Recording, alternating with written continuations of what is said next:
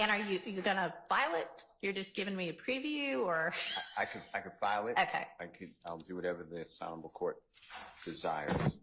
So I just want to bring to the court's attention to be, fair to the court.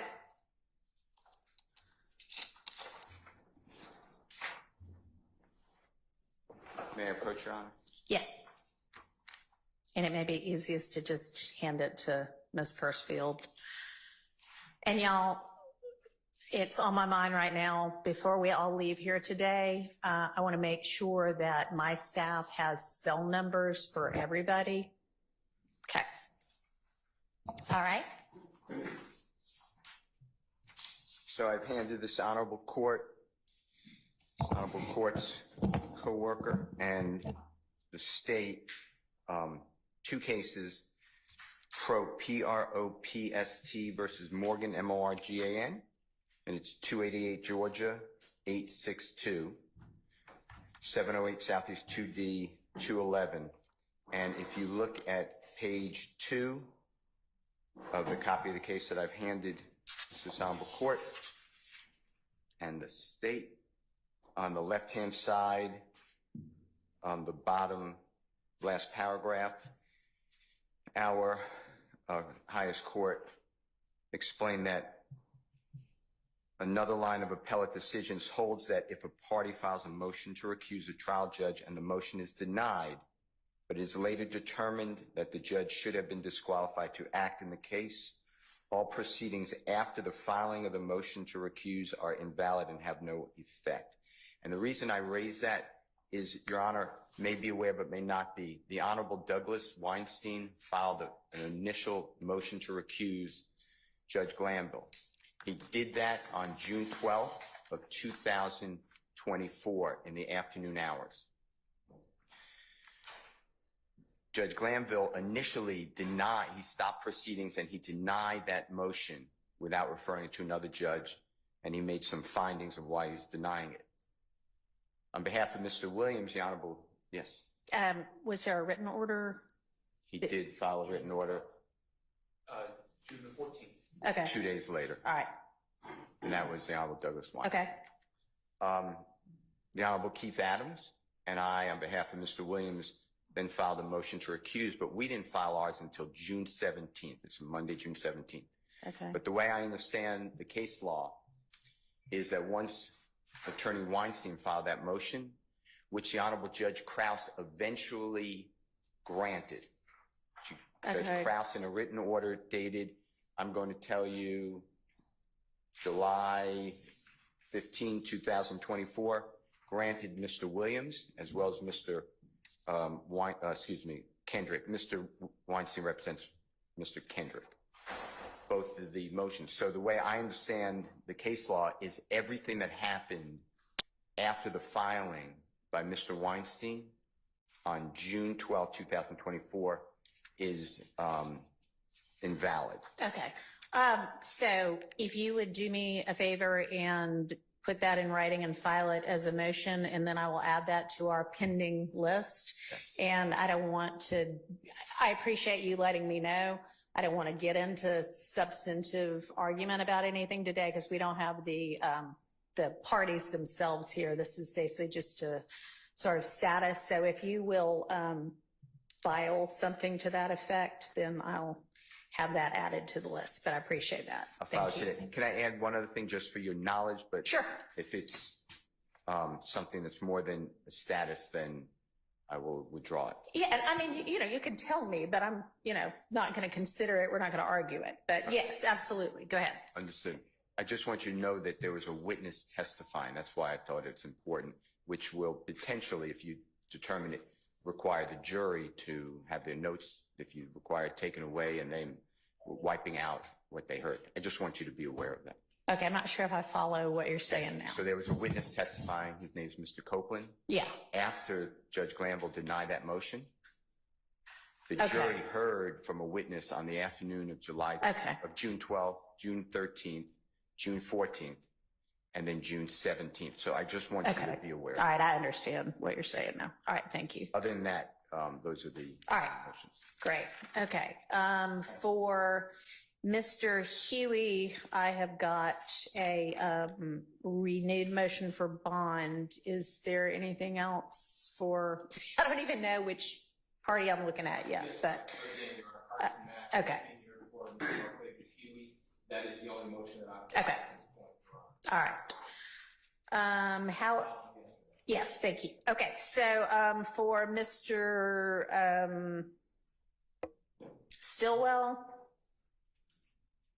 So, Your Honor, the way that we had been operating under this case, under the Honorable Judge Glanville was something. Yes, sir. Your Honor, the way that we had been operating under Judge Glanville was there was a thing we named the Harvey rule, which assumed that all were in agreement in opting into a motion unless we specifically opted out of the motion. So Everybody is joined on everything. Steele has filed a number of motions that we opt into. Okay. And Your Honor, I'll also just point out there's also the gentleman who's on the stand right now. I think that we need to have a hearing regarding the admissibility of his testimony. I too, I'm not looking at Mr. Steele's motion, but I too believe that we need to look at the co-conspirator exception to the hearsay rule and determine if that applies to the gentleman who is currently on the stand and what he said. Okay. And additionally, after Mr. Weinstein's recusal motion, we spent a significant amount of time going back and forth about prior statements and redacting prior statements, and I believe that Prior statements of Mr. Copeland. Okay. we would have to go through that process again because that was done after the Mr. Weinstein's recusal motion. So we probably need to relitigate that as well. Of course, if it doesn't fall under a hearsay exception, then we wouldn't have to do that. But Okay.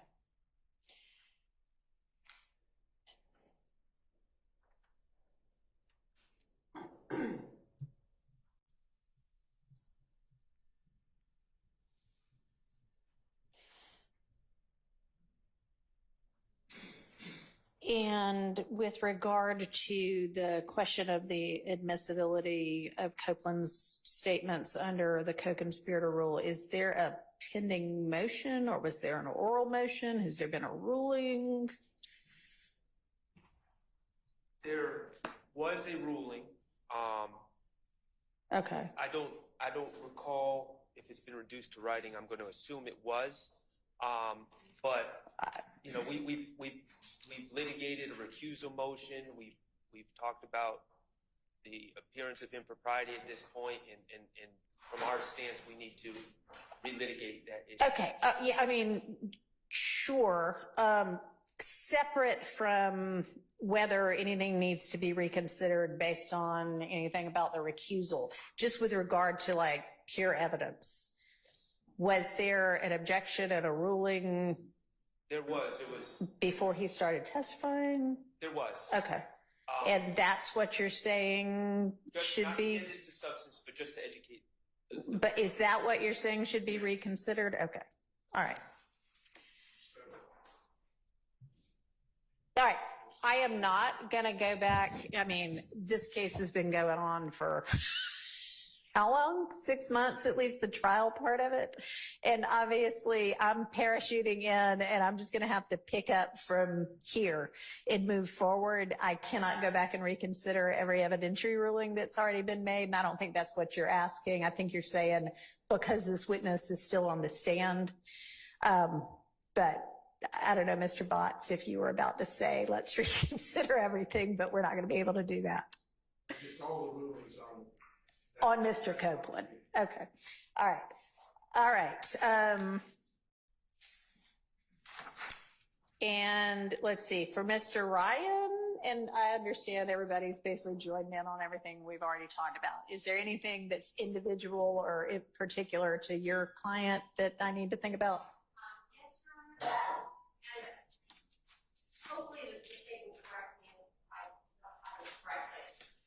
But some of what specific evidence the state plans on using witness has been specified somewhat on a rolling basis. Okay. I'm going to give an example. Mr. Ryan's case, there are 15 recorded interviews. Mm-hmm. The state is not necessarily going to offer all 15. Within the ones they might want to offer, there are parts which are inadmissible. Everyone would agree they're inadmissible, but the state has not had a chance to sit down and specifically say, we want these statements, here's what needs to be redacted, and go back and forth on that. So we've not crossed that bridge yet for Mr. Ryan. When we do, we'll have motions of that nature. Okay, so I'm going to try, and we can maybe get to that in a minute, but I would rather everything that should have been a motion in limine get sorted out. I don't care if we're 2 months from that testimony. But that's absolutely fine, Judge. yeah. Describe it on a rolling basis. Yeah, well, to the extent we can stop that, we're going to try to get everything done beforehand, but we'll see. We'll see. All right, thank you. And then who else have I still not heard from? Mr. I will, y'all, in a couple of weeks, I'll know all of this, but I just honestly have not been following this case up until now. So, Mr. Harvey, for Mr. Nichols.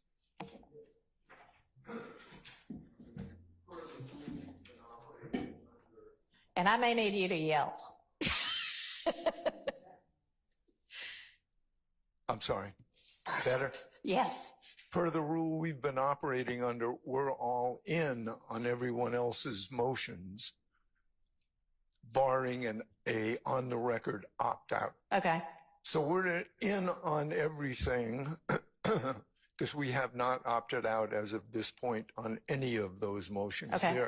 There may be, I to be honest with the court, I wanted to see where we were today, what our plan was. There may be some additional motions that would be filed on behalf of Mr. Nichols, and perhaps other defendants. If we're going to view this as sort of a logistical status conference, based upon prior proceedings, we've mentioned certain things. We've mentioned certain cases about what may or may not be valid or evidence post motion to recuse. There may be some additional motions that need to be filed. So I would ask that on behalf of Mr. Nichols, that not only we're opting in, and we need to now think about whether or not there's going to be any specific opt out, but to give us some time frame to file any additional motions based upon the unusual proceedings and circumstances in this case moving forward. All right, so I'm not going to be able to give you a blanket, hey, you get X amount of days to file whatever you want here, because I don't know what it is that you might be contemplating. And frankly, there have been, at least a week and a half that's gone by since whatever the ex parte was that caused all of this. It may be that it's appropriate for another motion to be filed and be considered. It may not be. I'll kind of have to wait and see sort of what it is and why it is only now that it is going to be filed. So I just can't give you an answer on that before I know what it is. But I mean, I'm certainly not precluding anybody from filing. I just don't know if it's something that could have been filed 10 months ago, then I probably don't want to hear it now. No, I think these circumstances are unique, clearly. So it presents unique opportunities to now move the court now that we have a court. I just okay, so why don't I just say that if you are contemplating anything, contemplate it quickly and get it filed 5 business days? Yes, before the end of next week, because, and I want us to all look at a calendar in a few minutes, but, the jury has already been given the week of July 29th off, so they won't be back before August 5th, really. So I would like for us to, if we're going to be moving forward with this case, to be able to move forward with it and have all of whatever this is going to be out of the way before then. So if you can honestly, because I would also like a response from the state on anything that gets filed. So if y'all can, given that you've had already, a week and a half since whatever went down. I don't know the exact dates of everything yet, but you don't really need 5 more days to think about it. I'd like y'all to get anything that you're going to filed by the 23rd, which is next Tuesday. That may make for busy weekends for y'all, but that is what it is. And then I want responses from the state by that Friday, the 26th. Okay? Which does not mean I'm inviting them. It just means if there are some necessary ones that we need to consider, obviously I want them briefed by both sides. And then we'll probably spend the week of the 29th we'll all be here without the jury trying to get as much done as possible, I think. Okay?